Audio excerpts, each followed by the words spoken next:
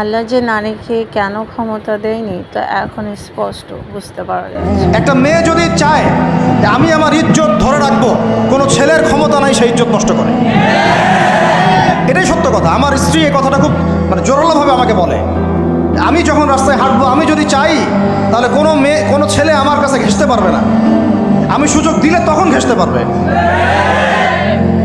একটা মেয়ে যদি চায় যে একটা ছেলে আমার সাথে ইটিস পিটিস করুক, সে ছেলে করবেই করবে।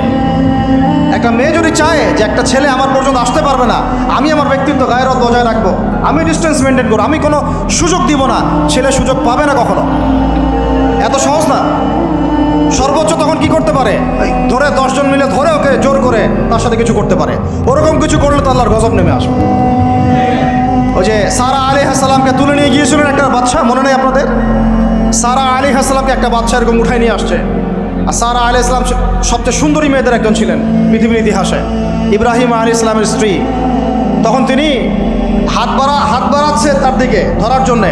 আর সারা আলাইহিস সালাম তখন বলছে, দাঁড়ান, আমাকে 2 রাকাত নামাজ পড়তে দেন।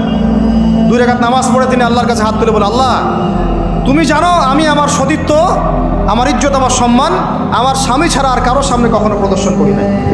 আজকে এই জালেমের হাত থেকে আল্লাহ তুমি আমাকে বাঁচাও।